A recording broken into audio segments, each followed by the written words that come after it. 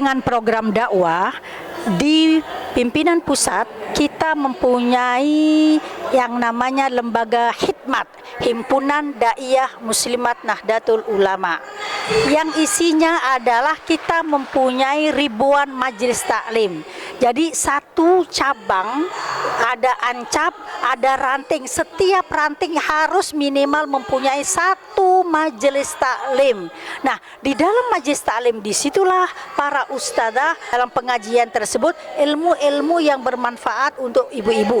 Nah, untuk saat ini kita selalu menekankan pengajian itu tidak hanya ngaji Al-Quran. Ngaji Al-Quran itu penting, tetapi ilmu-ilmu yang berkaitan dengan yang lainnya juga sangat penting, termasuk pemberdayaan ekonomi dalam pengajian itu juga harus bisa dimunculkan supaya ibu-ibunya itu menjadi soleh secara agama, soleh juga secara sosial, dan soleh juga secara ekonomi.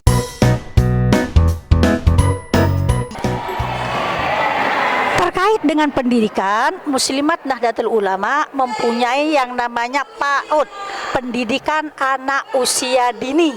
Nah, PAUD ini berada di setiap cabang. Bahkan kalau di Jawa, ranting pun mempunyai yang namanya PAUD.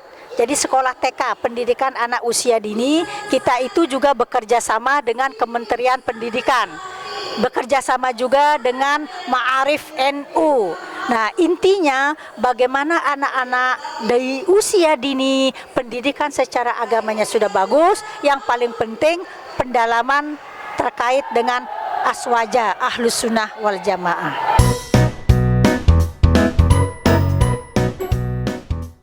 Terkait dengan bidang ekonomi, kita pimpinan Pusat Muslimat Nahdlatul Ulama mempunyai koperasi An-Nisa. Jadi koperasi An-Nisa sudah brand, sudah punya brand. Itu bentuknya ada simpan pinjam, menangani UMKM dan lain-lain. Alhamdulillah ketika Covid kita banyak sekali mendapatkan bantuan-bantuan karena kita sudah berbadan hukum. Kita bisa bekerja sama dengan Kementerian Koperasi, bekerja sama juga dengan NGO-NGO, sehingga alhamdulillah ketika Covid kita dapat menggerakkan UMKM yang paling kecil, warung-warung, sehingga ada program 1000 warung, di mana 1000 warung itu kita memberikan modal sehingga masing-masing UMKM itu bisa melanjutkan usahanya dengan baik.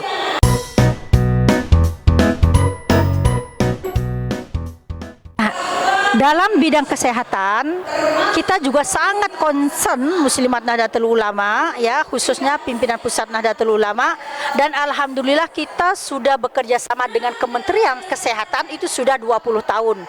Dimulai dari gerakan masyarakat hidup sehat.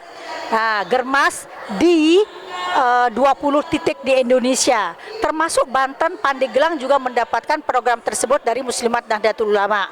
Dan saat ini program kesehatannya itu bagaimana menyetop tidak terjadi stunting. Ternyata di Indonesia masih banyak daerah-daerah yang mengalami stunting, anak hidup yang kurang gizi, sehingga pertumbuhannya, baik pertumbuhan secara badan maupun pertumbuhan secara otaknya masih kurang.